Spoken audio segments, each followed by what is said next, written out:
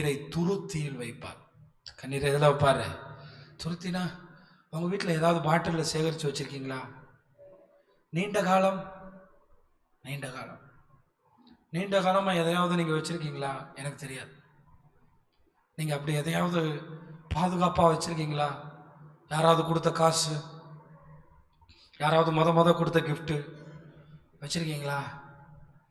நீங்கள் வச்சுருக்கீங்களா? நீங்கள் ரொம்ப விரும்புகிற நபர்கள் கொடுக்குற சில மேன்மையான பரிசு பொருட்கள், ஆனால் பரலோகத்தில் ஆண்டவர் பாட்டிலாக வச்சுருப்பார். அவங்க பேர் எழுதி, இந்த சிஸ்டர், இந்த சகோதரி, இந்த அம்மா, இந்த பிரதர். அதனால் சொல்கிறேன், மனுஷன் முன்னாடி வடிக்கிற கண்ணீர் வேஸ்ட்டு. கர்த்தர் முன்னாடி நம்ம 21 நாள் வடித்தோம்ல, நம்ம பாட்டில் மேலே இருக்கு. அல்லேலூயா. சத்தமாக ஒரு அல்லேலூயா சொல்லுங்களேன். நம்ம கண்ணீர் ஆண்டவர்கிட்ட இருக்கு. சத்தமாக சொல்லுங்க அல்லேலூயா. பாருங்க, நம்ம இதை படிக்கும்போது எப்படி சொல்கிறோம்? தாவீது தான் அப்படி ஜெபிச்சாரு. சங்கீதம் 56:8 கவனிச்சு பாரு. தாவீது எப்பயுமே நைட்டு படுக்கையில் ஆண்டவரோட அழுதுட்டே தான் இருப்பார். 56ஆம் சங்கீதம் 8ஆம் வசனம், என் அலைச்சல்களை தேவரீர் எண்ணி இருக்கிறீர். எல்லாரும் சேர்ந்து வாசிப்போமா? என் அலைச்சல்களை தேவரீர் எண்ணி இருக்கிறீர். நம்ம நினைக்கிறோம் 21 நாள் ஜெபத்தில் நடந்து வயசானவங்களாம் வந்தாங்களே தெரியுமா? உங்கள் கால் நல்லா இருக்கு, அவங்க கால், அவங்க அலைச்சல், அவங்க கண்ணீர், அவங்க ஜெபம் பரலோகத்தில் இருக்கு. அல்லேலூயா. ஆமாம், 13-12 வருஷம் அலைச்சல், காட்டில் ஓடுறான், இப்படி சவுல் துரத்துறான்.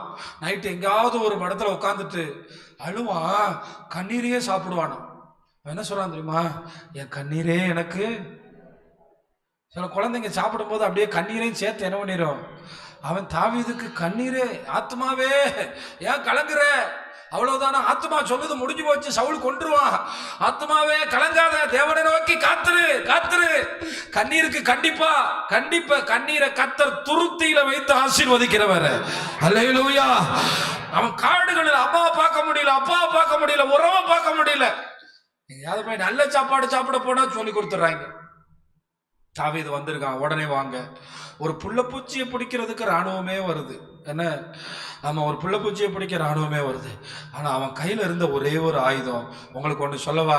தாவீதுனுடைய கண்ணீர் தான் 100 சங்கீதம். அதை நம்ம கண்ணீரெல்லாம் தொடச்சிக்கிட்டே இருக்கியா? கையை நல்லா தட்டி ஹல்லேலூயா, ஹல்லேலூயா. தாவீது மட்டும் கண்ணீர் வடிக்கலன்னா, உண்மையில சங்கீதம்னு ஒன்று இல்லைன்னா காலை எப்படிங்க கழிப்பாக்கும்? காலையில் எடுத்து வச்சு அந்த சங்கீதத்தை சத்தமாக வாசிச்சா ஆத்மா உயிர் பழைக்குது, ஆத்மாவில் ஒரு உயிர் வருது. இதெல்லாம் அனுபவிச்சவங்களுக்கு தான் தெரியும். காலையில் எழும்பி சங்கீதத்தை சத்தமா படிங்களே. அந்த தாவீதுன் தேவன் உங்களை நடத்த போதுமானவர். கண்ணீரை உடைய துருத்தியில் வை. அவனே சொல்றான், ஆண்டவரை என் கண்ணீரெல்லாம் வச்சுக்கிறேன்.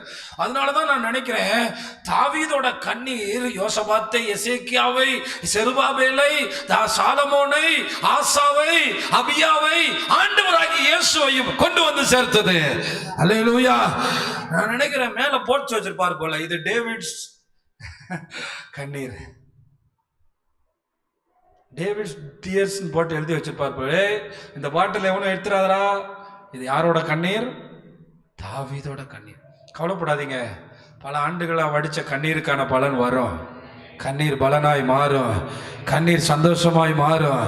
கண்ணீருக்கு துருத்தியில் வைத்த ஆண்டவர் அவனே கிள்ளி பார்க்கிற அளவுக்கு ஆண்டவர் அவனை உயர்த்தி வைத்தார், அவனை ஆசீர்வதித்தார். அவனுடைய வாழ்க்கையில ஒரு நாளாவது நீங்க படிச்சு பார்த்தீங்களா? அந்த 17-13 வயதுல அவன் அபிஷேகம் பண்ணப்பட்டு அந்த 15-16 ஆண்டுகள் ஒரு தடவை அவங்க அம்மாவை பார்த்ததா, அவங்க அப்பாவை பார்த்ததா, அவங்க அண்ணனை பார்த்ததா, வீட்டில் போய் ஒரு சாப்பாடு சாப்பிட்டதா?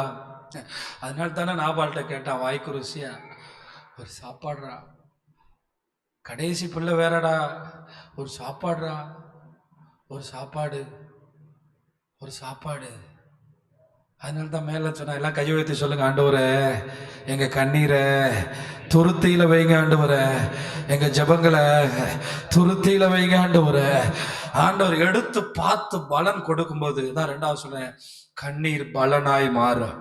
அல்லேலூயா. அதனால தான் சொல்றேன், கண்ணீருக்கு ஒரு வேல்யூ இருக்கு. கண்ணீர் பலனா மாறும். அதனால தான் ஜெபத்தில் சோர்ந்து போகாதீங்க. ஆண்டவர் சமூகத்தில் தனிமையின் கண்ணீர்கள் தொடர்ந்து ஆண்டவரிடத்தில் உங்கள் வேதனைகள் அப்படியே கண்ணீராய் மாறட்டும். அது அநேகரை திருப்பி ரட்சிக்க வல்லது, அநேகரை உயிர்ப்பிக்க வல்லது. ஆண்டவர் ஒரு நாள் அதை எடுத்து பார்ப்பார். கண்ணீர் நம்முடைய துருத்திகள் வையும். அடுத்த வார்த்தை தெளிவா இருக்கு. அதெல்லாம் அக்கௌண்ட்ல வச்சிருக்காராம். எதுல வச்சிருக்காரா? அதே வசனத்துல தான். அதை எங்க வச்சிருக்காரா? ஆமா, சிலர்லாம் காசு கொடுத்தோம்னா மறந்துடுவாங்க. அக்கௌண்ட்ல வாங்கினேன் உங்கள்கிட்ட அப்படின்னு கேட்பாங்க. ஆனா ஆண்டவர் கண்ணீரை எங்கே வச்சிருக்காராம்? கணக்கில் வச்சிருக்கார். அப்ப நம்ம கண்ணீர் எங்க இருக்கு? அவருடைய அக்கௌண்ட்ல இருக்கு. சத்தமா ராமன் சொல்லுங்களேன். அல்லேலூயா. ஆமா, நமக்கு மனுஷன் 4 வார்த்தை சொல்லிடணும். ஆமா, மனுஷன்ட்ட போய் கண்ணீர் வடிச்சிடணும். இந்த வருஷம் நிறுத்துவீங்களா? தாவீதுனுடைய கண்ணீருக்கான பலனை கர்த்தர் கொடுத்தார். ஒரு காலம் வந்தது, யூதா கோத்திரத்தார் வந்தார். தாவீதுகிட்ட ஒரு நல்ல பண்பு இருந்துச்சு. என்ன தெரியுமா? கர்த்தர் ஆசீர்வதிக்காம ஆசீர்வாதத்தை வாங்க மாட்டேன். கர்த்தர், அதுதான் இயேசுவின் இடத்துல இருந்துச்சு. தாவீதின் மகன் அல்லவா, பிதா உயர்த்தி என்னை உட்கார வைக்காம அந்த சிங்காசனத்தில் என்ன செய்ய மாட்டேன், உட்கார மாட்டேன் சொல்லி இந்த பூமியில வந்து தன்னுடைய வேலையை முடித்து கொண்டு திரும்ப போய் பிதாவின் வலது பாரசத்துல உட்கார்ந்தார். என்னை கேட்கிற தேவனுடைய பிள்ளைகளே, தாவீதும் அப்படித்தான். யூதா கோத்திரத்தை சேர்ந்தவர்கள் எல்லா பிரபுக்களும் வந்து நீ எங்களுக்கு ராஜாவாய் வேண்டும் என்று சொல்லி அந்த சிங்காசனத்தில் உட்கார வைத்தார். சமஸ்த இஸ்ரவேலுக்கும் தாவீது அரசாண்ட. தாவீதுடைய எல்லை எதோ தெரியுமா? எகிப்தின் பக்கத்துல இருந்து தொடங்கி பாபிலோன் பக்கம் வரைக்கும். அதாவது தாவீது அரசாண்ட மாதிரி ஒரு பிரம்மாண்டமான இடத்தை வேற யாருமே அரசாண. மோவாபியர்கள் அவனுக்கு கப்பம் கட்டினார்கள், பெலிஸ்டர்கள் கப்பம் கட்டினார்கள். எந்த ஊர்ல எல்லாம் போய் பதுங்கினானோ அந்த ஊருக்காரன்லாம் அவன் காலுக்கு கீழே கர்த்தர் கொண்டு வந்தார். அதுக்கு வேல்யூ இருக்கு.